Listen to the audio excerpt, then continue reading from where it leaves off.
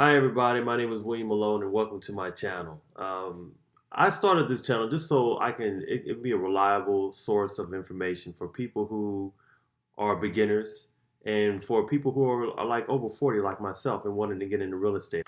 And I just want to let you guys know that it's possible for any of you guys. And I've been in real estate for about 5 years now. I own a couple of properties and I'm still looking for property today. The market's been a little bit crazy. Nothing's really penciling out for cash flow today, so it's kind of hard to find properties, but I'm still looking, and eventually I'm going to bump into that one. You just got to be resilient when it comes to real estate and just keep going.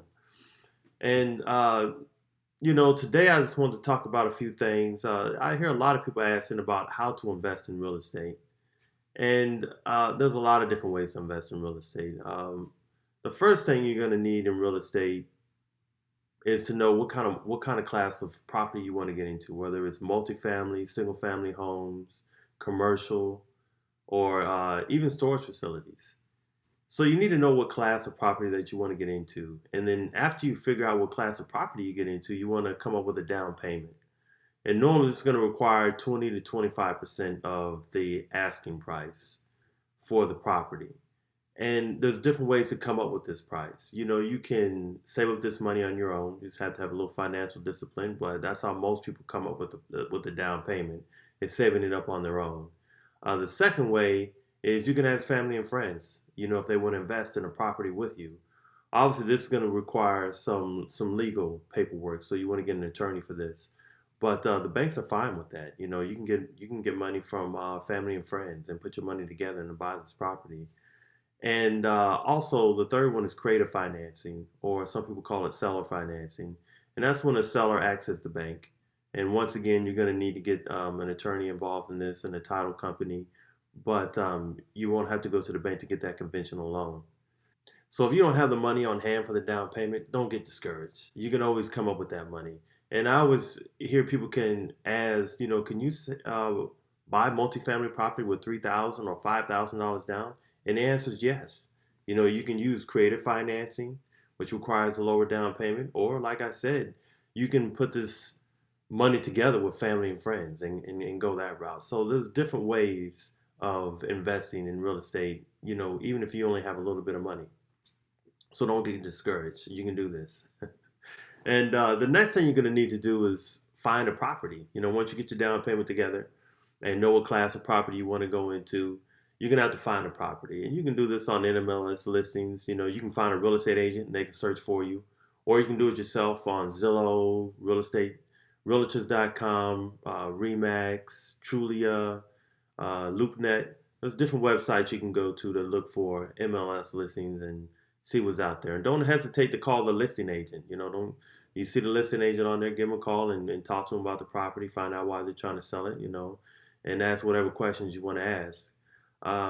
Another way to find it is driving around your area and looking for properties that have for sale signs, or maybe properties that don't even look that good. The owners or the sellers may have checked out, and maybe they don't want that property, and they're not running it correctly. So you might be able to give them a little shout out and see if they're looking to sell also.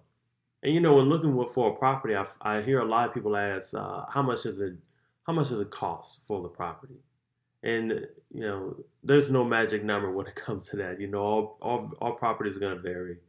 It comes down to the seller. You can be looking at two properties on the same street, and they can vary in price by a lot or a little. And a lot of the properties, when it comes to price, is really based on location. The better the location, obviously, the higher the price of the property is going to be. But it can be location, the size of the property, the age of the property. That comes into play too, and the kind of amenities that the property has can come into play also. So there's no magic number when it comes to the price of the property. It's just deal specific. So you're just gonna have to search and find the property that fits your budget. That's the most important thing. But you really do want to keep it in a good location. So make sure you stick to your guns when it comes to a good location. Now, after you find this property, you're gonna have to you want to do your due diligence on the property. Once you get this property under contract, whether you're with a real estate agent or if you do this on your own, you're gonna want to come. You want to get an inspection on this property because anything that's wrong with this property. After you purchase it, it's your problem now. So if you spoke to the seller and they told you that the roof was good, and after you buy the property, you realize the roof is not good. It's leaking in some spots. That's your problem now. There is no negotiating. There's no going back to the bank or the title company to say, hey, the seller lied to me. There is none of that. So you want to make sure that you get an inspection on this property. Call some roofers, call some electricians out there, plumbers out there, um, and make sure you get that place inspected, from top to bottom. And anything that you find, you can renegotiate with the seller, or you can figure out if it's within your budget to fix on your own and it's not a deal breaker. But make sure you do your due diligence. That's very important. So after you do your due diligence, this is where most people fall off at, because they think you just buy a property and you put some tenants in there and make some money off of it and that's it. But the management side of the property is where your businesses make it or they fail.